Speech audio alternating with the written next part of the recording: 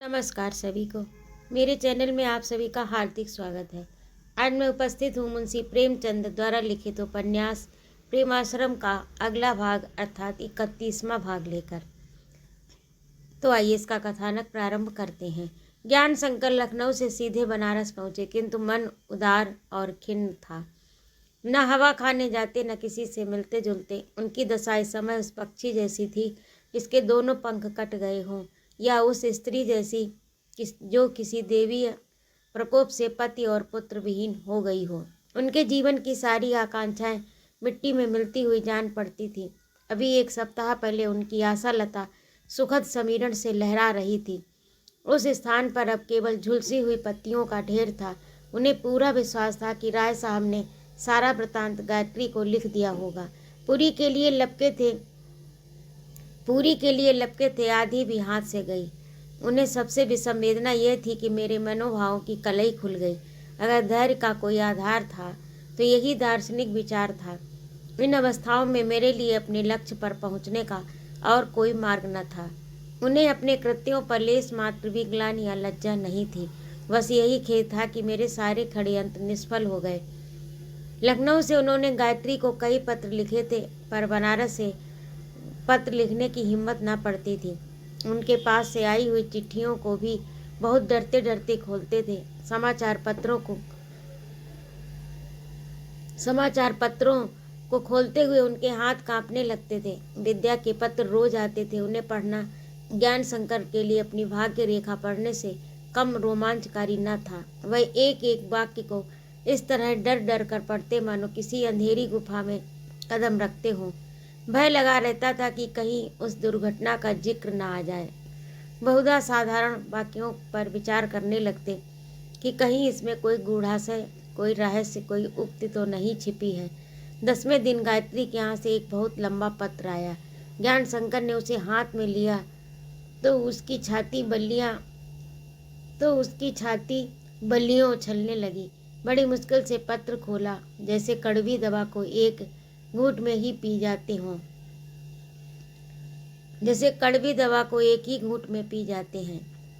उन्होंने एक ही सरसरी निगाह से सारा पत्र पढ़ लिया। चित्त शांत हुआ। राय साहब की कोई चर्चा न थी। तब उन्होंने निश्चिंत होकर पत्र को दोबारा पढ़ा। गायत्री ने उनके पत्र न भेजने पर मर्मस्पर्शी शब्दों में अपनी विकलता प्रकट की थी। शीघ्र ही गोरखपुर आने के लिए बड़े विनीत भाव से आग्रह किया था। ज्ञान शंकर ने सावधान होकर सांस ली। गायत्री ने अपने चित्त की दशा को छिपाने का बहुत प्रयत्न किया, पर उसका एक एक शब्द ज्ञान शंकर की मरणासन्न आशाओं के लिए सुधा के तुल्य था। आशा बंधी, संतोष हुआ, अभी बात नहीं बिगड़ी। मैं अब भी जरूरत पड़ने पर शायद उसकी दृष्टि में निर्दोष बन सकूं। शायद राय साहब के लांछनों को मिथ्या सिद्ध कर सकूं। शायद सत्य को असत्य कर सकूं। संभव है मेरे सजल नेत्र अब भी मेरी निर्दोषिता का विश्वास दिला सके। इसी आवेश में उन्होंने गायत्री को पत्र लिखा, जिसका अधिकांश भाग विरह व्यथा में भेंट करने के बाद उन्होंने राय साहब को मिथ्याक्षेप की ओर भी संकेत किया। उनके अंतिम शब्द थे, आप मेरे स्वभाव और मनोविचारों से भली भांति परिचित हैं। मुझे अगर जीवन में कोई अभिलाषा है तो यही है कि मुरली की धुन सुनते हुए इस असार संसार से प्रस्थान कर जाऊं। मरने लगूं तो उसी मुरली वाले की सूरत आंखों के सामने हो और ये सिर राधा की गोद में हो। इसके अतिरिक्त मुझे और कोई इच्छा, कोई लालसा नहीं। राधिका की एक तिरछी चितवन, एक मृदुल मुस्कान, एक मीठी चुटकी, एक अनोखी छटा पर समस्त संसार की संपदा न्यौछावर कर सकता हूँ, पर जब तक संसार में हूँ, संसार की कालिमा से क्यों कर बच सकता। मैंने राय साहब से संगीत परिषद के विषय में कुछ स्पष्ट भाषण किया था। उसका फल ये हुआ कि अब वे मेरी जान के दुश्मन हो गए हैं। आपसे अपनी विपत्ति कथा क्या कहूँ, आपको सुनकर दुख होगा। उन्होंने मुझे मारने के लिए पिस्तौल हाथ में ले लिया था। अगर भाग न आता तो ये पत्र लिखने के लिए जीवित भी न रहता। मुझे हुक्म है कि अब फिर मैं उन्हें मुंह न दिखाऊं। इतना ही नहीं, मुझे आपसे पृथक रहने की आज्ञा, इस आज्ञा को भंग करने का ऐसा कठोर दंड निर्वाचित किया गया है कि उसका उल्लेख मैं आपके कोमल हृदय को दुखाना नहीं चाहता। उसका उल्लेख करके मैं आपके कोमल हृदय को दुखाना नहीं चाहता। मेरे मौन व्रत का यही कारण है। संभव है आपके पास भी इस आशय का कोई पत्र पहुंचा हो और आपको भी मुझे दूध की मक्खी समझने का उपदेश दिया गया हो। ऐसी दशा में आपको जो उचित समझे करे। पिताजी की आज्ञा के सामने सिर झुकाना आपका कर्तव्य है, उसका आप पालन करें। मैं आपसे दूर रहकर भी आपके निकट हूँ। संसार की कोई शक्ति मुझे आपसे अलग नहीं कर सकती। आध्यात्मिक बंधन को कौन तोड़ सकता है। ये कृष्ण का प्रेमी निरंतर राधा की गोद में संलग्न रहेगा। आपसे केवल यही भिक्षा मांगता हूँ कि मेरी ओर से मन मुटाव न करें और अपने उदार हृदय के एक कोने में मेरी स्मृति बनाए रखें। ज्ञान शंकर के जाने के बाद गायत्री को एक एक क्षण काटना दुस्तर हो गया। उसे अब ज्ञात हुआ कि मैं कितने गहरे पानी में आ गई हूँ। जब तक ज्ञान शंकर के हाथों का सहारा था, उस गहराई का अंदाज नहीं था। उस सहारा के टूटते ही उसके पैर फिसलने लगे। मैं संभलना चाहती थी, पर तरंग का वेग संभलने न देता। अब की ज्ञान शंकर पूरे साल भर के बाद गोरखपुर से निकले थे। वह नित्य उन्हें देखती थी, नित्य उनसे बातें करती थी। यद्यपि अवसर दिन में 1 या 2 बार से अधिक न मिलता था, पर उन्हें अपने समीप देखकर उसका हृदय संतुष्ट रहता था। अब पिंजरे को खाली देखकर उसे पक्षी की बार बार याद आती है। वह सरल और गौरवशील थी, लेकिन उसके हृदय स्थल में प्रेम का एक उबलता हुआ सोता छिपा था। वह अब तक अभिमान के मोटे कत्तल से दबा हुआ प्रवाह का कोई मार्ग न पाकर एक सुसुप्तावस्था में पड़ा था। यही सुसुप्ति उसका सतीत्व थी, पर भक्ति और अनुराग ने उस अभिमान के कत्तल को हटा दिया और उबलता हुआ सोता प्रबल वेग से द्रवित हो रहा था। वह आत्मविस्मृत की दशा में मग्न हो गई। वह अचेत सी हो गई। उसे लेश मात्र भी अनुमान न होता था कि वह भक्ति मुझे वासना की ओर खींचे लिए जाती है। वह इस प्रेम के नशे में कितनी ही ऐसी बातें करती थी, वह कितनी ही बातें सुनती थी, जिन्हें सुनकर वह पहले कानों पर हाथ रख लेती थी। जो पहले मन में आती तो वह आत्मघात कर लेती, परंतु अब वह गोपिका थी। वह सद अनुराग की साक्षात प्रतिमा थी। इस आध्यात्मिक उद्धार में वासना का लगाव कहाँ, ऐन्द्रिक तृष्णाओं का मिश्रण कहाँ। कृष्ण का नाम, कृष्ण की भक्ति, कृष्ण की रट ने उसके हृदय और आत्मा को पवित्र प्रेम से परिपूरित कर दिया था। गायत्री जब ज्ञान शंकर की ओर चंचल चितवन से ताकती या उनके सतृष्ण लोचनों को अपनी मृदुल मुस्कान सुधा से प्लावित करती, तो वह अपने को गोपिका समझती जो कृष्ण से ठिठोली का रहस्य कर रही हो। उसकी इस चितवन और मुस्कान से सच्चा प्रेम अनुराग झलकता था। ज्ञान शंकर अब उसे प्रेमोन्मत्त नेत्रों से देखते या उसकी निष्ठुरता और अकृपा का गिला करते, तो उसे इसमें भी उन्हीं पवित्र भावों की झलक दिखाई देती थी। इस प्रेम रहस्य और आमोद प्रमोद का चस्का दिनों दिन बढ़ता जाता था। उन प्रेम कल्पनाओं के बिना चित्त उचटता रहता था। गायत्री इस विकलता की दशा में कभी ज्ञान शंकर के दीवान खाने की ओर जाती, कभी ऊपर नीचे, कभी बाग में, पर कहीं जी न लगता। वह गोपिकाओं की विरह व्यथा को अपने वियोग दुख से तुलना करती, सूरदास के उन पदों को गाती जिनमें गोपिकाओं का विरह वर्णन किया गया है। उसके बाग में एक कदम का पेड़ था। उसकी छांव में हरी घास पर लेटी हुई वह कभी गाती, कभी रोती, कभी कभी उद्विग्न हो टहलने लगती, कभी सोचती लखनऊ चलूं, कभी ज्ञान शंकर को तार देकर बुलाने का इरादा करती, कभी निश्चय करती अब उन्हें कभी बाहर न जाने दूंगी। उनकी सूरत उसकी आंखों में फिरा करती, उनकी बातें कानों में गूंजा करती। कितना मनोहर स्वरूप है, कितनी रसीली बातें साक्षात कृष्ण स्वरूप हैं। उसे आश्चर्य होता कि मैंने उन्हें अकेले क्यों जाने दिया। क्या मैं उनके साथ न जा सकती थी। वह ज्ञान शंकर को पत्र लिखती तो उनकी निर्दयता और हृदय शून्यता का खूब रोना रोती। उनके पत्र आते तो बार बार पढ़ती। उनके प्रेम कथन में अब संकोच या लज्जा बाधक न होती। प्रेमियों की विरह व्यथा में उसे अब एक करुण वेदनामय आनंद मिलता था। प्रेम सागर की 2-4 चौपाइयाँ भी न पढ़ पाती कि आंखों से आंसुओं की झड़ी लग जाती। लेकिन जब ज्ञान शंकर बनारस चले गए और उनकी चिट्ठियों का आना बिल्कुल बंद हो गया, तब गायत्री को ऐसा अनुभव हुआ कि मानो मैं संसार में हूँ ही नहीं, या कोई दूसरा निर्जन नीरव अचेतन संसार है। उसे ज्ञान शंकर के बनारस आने का समाचार ज्ञात न था। वह लखनऊ के पते से नित्य प्रति पत्र भेजती रही, लेकिन जब लगातार कई पत्रों का जवाब न आया तब उसे अपने ऊपर झुंझलाहट होने लगी। वह गोपियों की भांति अपना ही तिरस्कार करती कि मैं क्यों ऐसे निर्दय, निष्ठुर, कठोर मनुष्यों के पीछे अपनी जान खपा रही हूँ। क्या उनकी तरह मैं निष्ठुर नहीं बन सकती? वह मुझे भूल सकते तो मैं उन्हें भूल सकती हूँ, किंतु एक ही क्षण में उसका ये मान लुप्त हो जाता और वह फिर खोई हुई सी इधर उधर फिरने लगती। किंतु जब 10वें दिन ज्ञान शंकर का व्यवस्था सूचक पत्र पहुंचा तो पढ़ते ही गायत्री का चंचल हृदय अधीर हो उठा। वह उस बेबसकारी आवेश के साथ उसकी ओर लपकी। यह उसकी नीति और प्रीति की पहली परीक्षा थी। अब तक उसका प्रेम मार्ग कांटों से साफ था, ये पहला कांटा था जो उसके पैर में चुभा। क्या पहली ही बाधा मुझे प्रेम मार्ग से विचलित कर देगी? मेरे ही कारण तो ज्ञान शंकर पर मुसीबतें आई हैं। मैं ही तो उनकी इन विडंबनाओं की जड़ हूँ। पिताजी उनसे नाराज हैं तो हुआ करें, मुझे इसकी चिंता नहीं। मैं क्यों प्रेम नीति से मुंह मोड़ूं? प्रेम का संबंध केवल दो हृदयों से है, किसी तीसरे प्राणी को उसमें हस्तक्षेप करने का अधिकार नहीं। आखिर पिताजी ने उन्हें क्यों मुझसे पृथक करने का आदेश दिया? वे मुझे क्या समझते हैं? उनका सारा जीवन भोग विलास में गुजरा है। वह प्रेम के गूढ़ आशय क्या जाने? उन्हें इस पवित्र मनोवृत्ति का क्या ज्ञान? परमात्मा ने उन्हें ज्ञान ज्योति प्रदान की होती तो वह ज्ञान शंकर के आत्मोत्कर्ष को जानते, उनकी आत्मा का महत्व पहचानते। तब उन्हें विदित होता कि मैंने ऐसी पवित्र आत्मा पर दोषारोपण करके कितना घोर अन्याय किया। पिताजी की आज्ञा मानना मेरा परम धर्म है, किंतु प्रेम के सामने पिता की आज्ञा की क्या हस्ती है? ये ताप अनादि ज्योति की एक आभा है, ये दाह अनंत शांति का एक मंत्र है। इस ताप को कौन मिटा सकता है?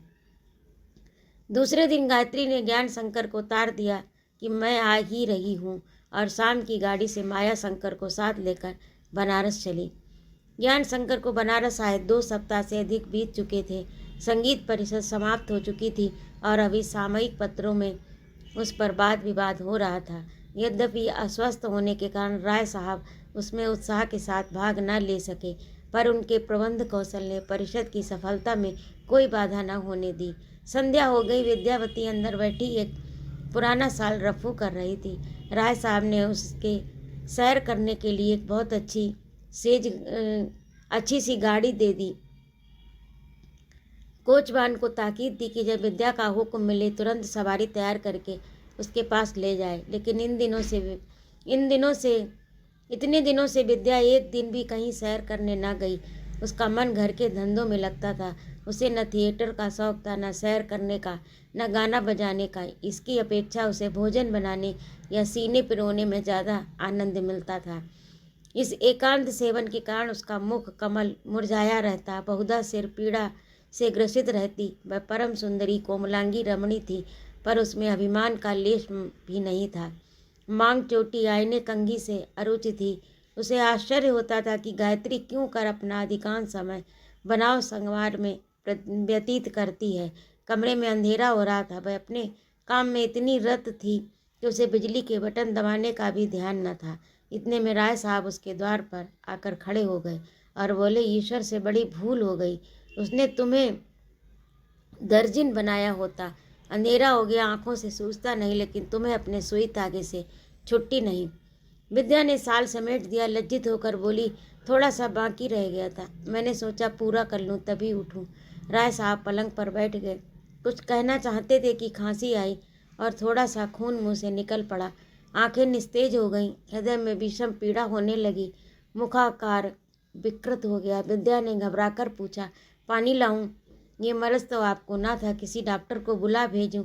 राय साहब, नहीं, कोई ज़रूरत नहीं, अभी अच्छा हो जाऊंगा। ये सब मेरे सुयोग्य, विद्वान और सर्वगुण संपन्न पुत्र बाबू ज्ञान शंकर की कृपा का फल है। विद्या ने प्रश्न सूचक विस्मय से राय साहब की ओर देखा और कातर भाव से जमीन की ओर ताकने लगी। राय साहब संभल कर बैठ गए और एक बार पीड़ा से कराह कर बोले, जी तो नहीं चाहता कि मुझ पर जो कुछ बीती है वह मेरे और ज्ञान शंकर के सिवा किसी दूसरे व्यक्ति के कानों तक पहुँचे, किंतु तुमसे पर्दा रखना अनुचित ही नहीं, अक्षम्य है। तुम्हें सुनकर दुख होगा, लेकिन संभव है इस समय का शोक और खेद तुम्हें आने वाली मुसीबतों से बचाए, जिनका सामान प्रारब्ध के हाथों हो रहा है। शायद तुम अपनी चतुराई से उन विपत्तियों का निवारण कर सको। विद्या के चित्त में भांति भांति की शंकाएं आंदोलित होने लगी। वह एक पक्षी की भांति डालियों में उड़ने लगी। माया शंकर का ध्यान आया, कहीं वह बीमार तो नहीं हो गया, ज्ञान शंकर तो किसी बला में नहीं फंस गए। उसने सशंक और सजल लोचनों से राय साहब की तरफ देखा। राय साहब बोले, मैं आज तक ज्ञान शंकर को एक धर्मपरायण, सच्चरित और सत्यनिष्ठ युवक समझता था। मैं उनकी योग्यता पर गर्व करता था, अपने मित्रों से उसकी प्रशंसा करते कभी न थकता था। पर अब कि मुझे ज्ञात हुआ कि देवता के स्वरूप में भी पिशाच का वास हो सकता है। विद्या की त्योरियों पर अब बल पड़ गए। उसने कठोर दृष्टि से राय साहब को देखा, पर मुंह से कुछ न बोली। ऐसा जान पड़ता था कि वह इन बातों को नहीं सुनना चाहती। राय साहब ने उठकर बिजली का बटन दबाया और प्रकाश में विद्या की अनिच्छा स्पष्ट दिखाई दी, पर उन्होंने इसकी कुछ परवाह न करके कहा, ये मेरा 72वां साल है। हजारों आदमियों से मेरा व्यवहार रहा, किंतु मेरे चरित्र ज्ञान ने मुझे कभी धोखा नहीं दिया। इतना बड़ा धोखा खाने का मुझे जीवन में ये पहला अवसर है। मैंने ऐसा स्वार्थी आदमी कभी नहीं देखा। विद्या अधीर हो चुकी, पर मुंह से कुछ न बोली। उसकी समझ में नहीं आ रहा था कि राय साहब ये क्या भूमिका बांध रहे हैं, ऐसे अपशब्दों का प्रयोग क्यों कर रहे हैं। राय साहब मेरा इस मनुष्य के चरित्र पर अटल विश्वास था। मेरी ही प्रेरणा से गायत्री ने इसे अपनी रियासत का मैनेजर बनाया। मैं जरा भी सचेत होता तो गायत्री पर इसकी छाया भी न पड़ने देता। ज्ञान और व्यवहार में इतना घोर विरोध हो सकता है, इसका मुझे अनुमान भी न था। जिसकी कलम में इतनी प्रतिभा हो, जिसके मुख में स्वच्छ निर्मल भावों की धारा बहती हो, उसका अंतःकरण ऐसा कलुषित, इतना मलिन, ये मैं बिल्कुल नहीं जानता। विद्या से रहा न गया। यद्यपि वह ज्ञान शंकर की स्वार्थ भक्ति से भली भांति परिचित थी, जिसका प्रमाण उसे कई बार मिल चुका था, पर उसका आत्मसम्मान उसका अपमान सह न सकता था। उनकी निंदा का एक शब्द भी वह अपने कानों में सुनना न चाहती थी। उसकी धर्म नीति में ये घोर पातक था। तीव्र स्वर से बोली, आप मेरे सामने उनकी बुराई न कीजिए। ये कहते कहते उसका गला रूंध गया। वह भाव जो व्यक्त न हो सके आंखों से बह निकले। राय साहब ने संकोचपूर्ण शब्दों से कहा, बुराई नहीं करता, सही बात कहता हूँ। मुझे अब मालूम हुआ कि उसने महात्माओं का स्वरूप क्यों बनाया है और धार्मिक कार्यों में इतना प्रवृत्त क्यों हुआ। मैंने उसके मुंह से सब कुछ उगलवा लिया है। ये रंगीन जाल उसने भोली भाली गायत्री के लिए बिछाया और वह कदाचित इसमें फंस भी चुकी है। विद्या की भौहें तन गई, मुख राशि रक्तपूर्ण हो गई। गौरव युक्त भाव से बोली, पिताजी, मैंने सदैव आपका आदर किया है और आपकी अवज्ञा करते हुए मुझे जितना दुख हो रहा है वह वर्णन नहीं कर सकती। पर यह असंभव है कि उनके विषय में ये लांछन मैं अपने कानों से सुनूं। मुझे उनकी सेवा में 17 वर्ष बीत गए, पर मैंने उन्हें कभी कुवासनाओं की ओर झुकते नहीं देखा। जो पुरुष अपने यौवन काल में संयमित रहा हो, उसके प्रति ऐसे अनुचित संदेह करके आप उसके साथ नहीं, गायत्री बहन के साथ भी घोर अत्याचार कर रहे हैं और इससे आपकी आत्मा को पाप लगता है। राय साहब, तुम मेरी आत्मा की चिंता मत करो, उस दुष्ट को समझाओ, नहीं तो उसकी कुशल नहीं। मैं गायत्री को उसकी काम चेष्टा का शिकार न बनने दूंगा। मैं तुमको वैधव्य रूप में देख सकता हूँ, पर अपने कुल गौरव को यूं मिट्टी में मिलते नहीं देख सकता। मैंने चलते चलते उसे ताकीद कर दी कि गायत्री से कोई सरोकार न रखे, लेकिन गायत्री के पत्र नित्य चले आ रहे हैं, जिससे विदित होता है कि वह उसके फंदों में ऐसी जकड़ी हुई है कि यदि तुम बचा सकती हो तो बचाओ, अन्यथा यही हाथ जिन्होंने एक दिन उनके पैरों पर फूल और हार चढ़ाए थे, उसे कुल गौरव की वेदी पर बलिदान कर देंगे। विद्या रोती हुई बोली, आप मुझे अपने घर बुलाकर इतना अपमान कर रहे हैं, ये आपको शोभा नहीं देता। आपका हृदय इतना कठोर हो गया। जब आपके मन में ऐसे ऐसे भाव उठ रहे हैं, तब मैं यहाँ एक क्षण भी नहीं रुकना चाहती। मैं जिस पुरुष की स्त्री हूँ, उस पर संदेह करके अपना परलोक नहीं बिगाड़ सकती। वह आपके कथनानुसार कुछ चरित्र सही, दुरात्मा सही, कुमार्गी सही, किंतु मेरे लिए देवता है। यदि मैं जानती कि आप मेरा इतना अपमान करेंगे तो भूल कर भी ना आती। अगर आपका विचार है कि मैं रियासत लोभ से यहाँ आई हूँ तो आपको फंदे में फंसाना चाहती हूँ, तो आप बड़ी भूल करते हैं। मुझे रियासत की जरा भी परवाह नहीं। मैं ईश्वर को साक्षी देकर कहती हूँ, मैं अपनी स्थिति से संतुष्ट हूँ। मुझे पूरा विश्वास है कि माया शंकर भी संतोषी बालक है। उसे आपके चित्त की यह वृत्ति मालूम हो गई है तो वह इस रियासत की ओर आंख उठाकर भी न देखेंगे। आपको इस विषय में आदि से अंत तक धोखा हुआ है। इस तिरस्कार से राय साहब कुछ धीमे पड़ गए। लज्जित होकर बोले, हाँ संभव है, इसीलिए कि अब मैं बूढ़ा हुआ। कुछ का कुछ देखता हूँ, कुछ का कुछ सुनता हूँ। अधिक लोभी, अधिक शक्की हो गया। मैं नहीं चाहता कि तुम्हारी आंखों में तुम्हारे पति को उससे ज़्यादा गिराऊं जितना कि उसकी प्राण रक्षा के लिए आवश्यक है। पर तुम्हारी मिथ्या प्रतिभक्ति मुझे मजबूर कर रही है कि उसके कुकृत्यों को सविस्तार बयान करूं। तुमने मुझे भी पहले देखा था। क्या मेरी ये दशा थी? मैं ऐसा ही दुर्बल, रुग्ण और जर्जर था? क्या इसी तरह मुझे एक पग चलना भी कठिन था? मैं इसी तरह रुधिर थूकता था? ये सब उसी का किया हुआ है। उसने मुझे भोजन के साथ इतना विष खिला दिया कि यदि उसे 20 आदमी खाते तो एक की भी जान न बचती। ये केवल भ्रम नहीं है, मैं उसका संदेह प्रमाण बना बैठा हूँ। उसने स्वयं इस पापाचार को स्वीकार किया। पहला ग्रास खाते ही मुझ पर सारा रहस्य खुल गया। पर मैंने केवल ये दिखलाने के लिए मुझे मारना इतना सुलभ नहीं है जितना उसने समझा था, पूरी थाली साफ कर दी। मुझे विश्वास था कि मैं योग क्रियाओं द्वारा विष को निकाल डालूंगा, पर क्षण मात्र में विष रोम रोम में घुस गया। मैं उसे निकाल न सका। मैंने अपनी स्वास्थ्य रक्षा और दीर्घ जीवन के लिए सब कुछ किया जो मनुष्य कर सकता है, जिसका फल ये था कि 72 साल का बुढ़ा होकर एक 25 वर्ष के युवक से अधिक बलवान और साहसी था। मैं अपने जीवन को चरम सीमा तक ले जाना चाहता था। इसके लिए मैंने जितना संयम किया, जितनी योग क्रियाएं की, साधु संतों की कितनी सेवा की, जड़ी बूटियों की खोज में कहाँ कहाँ मारा फिरा, तिब्बत कश्मीर की खाक छानता फिरा। इस नराधम ने मेरी सारी योजनाओं पर पानी फेर दिया। मैंने अपनी सारी संपत्ति कार्य सिद्धि पर अर्पण कर दी। योग और तंत्र का अभ्यास इसी हेतु किया था कि अक्षय यौवन तेज का आनंद उठाता रहूं। विलास भोग ही मेरे जीवन का एकमात्र उद्देश्य था। चिंता को मैं सदैव काला नाग समझता रहा। मेरे नौकर चाकर प्रजा पर नाना प्रकार के अत्याचार करते, पर मैंने उसकी फरियाद को कभी सुख भोग में बाधक नहीं होने दिया। अगर अभी अपने इलाके में जाता भी था तो प्रजा का कष्ट निवारण करने के लिए, किंतु इस निर्दयी पिशाच की बदौलत सारे गुनाह बेलज्जत हो गए। अब मैं केवल अस्थि पिंजर हूँ, प्राण शून्य, शक्तिहीन। ये कहते कहते राय साहब विषम पीड़ा से कराह उठे। जोर से खांसी आई और खून के लोथड़े मुंह से निकल आए। कई मिनट तक वह मूर्छावस्था में पड़े रहे। सहसा लपक कर उठे और बोले, तुम प्रातःकाल बनारस चली जाओ। हो सके तो अपने पति को अग्निकुंड में गिरने से बचाओ। तुम्हारी पति भक्त ने मुझे शांत कर दिया। मैं उसे प्राण देना चाहता हूँ, लेकिन सरल हृदय गायत्री की रक्षा का भार तुम्हारे ऊपर है। अगर उसके सतीत्व पर जरा भी धब्बा लगा तो सर्वनाश हो जाएगा। यही मेरी अंतिम चेतावनी है। इस शाप का निवारण गायत्री की सतीत्व रक्षा से ही होगा। तुम्हारे कल्याण की और कोई युक्ति नहीं है। ये कहकर राय साहब धीरे धीरे उठे चले गए। तब विद्या ग्लानि, लज्जा और नैराश्य से मर्माहत होकर पलंग पर लेट गई।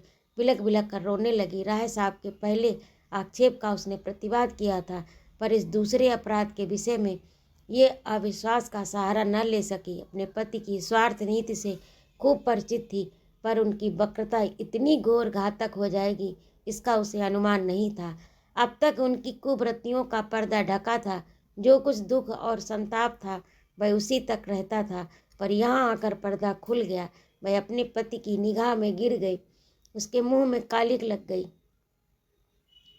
राय साहब का ये समझना स्वाभाविक था कि इस दुष्कर्म में विद्या का भी कुछ भाग अवश्य होगा।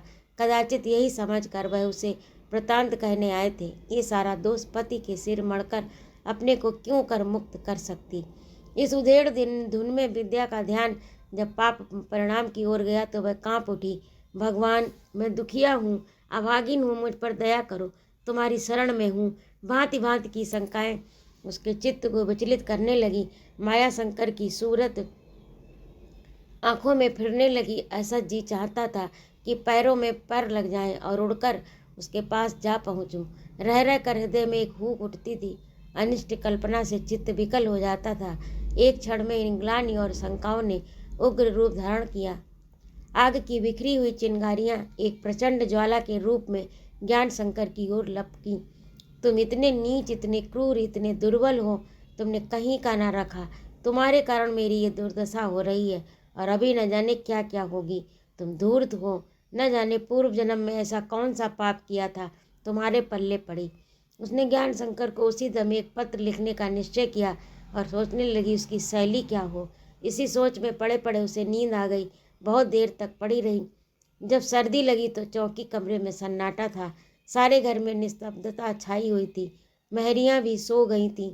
उसके ब्यालू का थाल सामने मेज पर रखा था और एक पालतू बिल्ली उसके निकट उन चूहों की ताक में बैठी हुई थी जो भोज्य पदार्थों का रसास्वादन करने के लिए अलमारी के कोने से निकल कर आते थे और अज्ञात भय के कारण आधे रास्ते से लौट जाते थे। विद्या कई मिनट तक इस दृश्य में मग्न रही। निद्रा ने उसके चित्त को शांत कर दिया। उसे चूहे पर दया आई जो एक क्षण में बिल्ली के मुंह का ग्रास बन जाएगा। इसके साथ ही उसकी कल्पना चूहे से ज्ञान शंकर की अवस्था की तुलना करने लगी। क्या उसकी दशा भी इसी चूहे जैसी है? उस पर क्रोध क्यों करूं? वह दया के योग्य है। वह इसी चूहे की भांति स्वाद के बस होकर काल के मुंह में दौड़े जा रहे हैं और माया लोभ के हाथों में काठ की पुतली बने हैं, नाच रहे हैं। मैं जाकर उन्हें समझाऊंगी, उनसे विनय करूंगी, पर मुझे ऐसी संपत्ति की लालसा नहीं है जिस पर आत्मा और विवेक का बलिदान किया गया हो। ऐसी जायदाद को मेरी तिलांजलि है। मेरा लड़का गरीब रहेगा, अपने पसीने की कमाई खाएगा, लेकिन जब तक मेरा बस चलेगा मैं उसे इस जायदाद की हवा भी न लगने दूंगी। तो ये था आज का भाग। आपको कैसा लगा कमेंट करके अवश्य बताइएगा। और यदि आपको मेरा कहानी सुनाना अच्छा लगता हो तो कृपया मेरे चैनल को सब्सक्राइब अवश्य करें, लाइक और कमेंट करें, अपने मित्रों में शेयर भी करें। सुनने के लिए बहुत बहुत धन्यवाद। जय माँ भारती।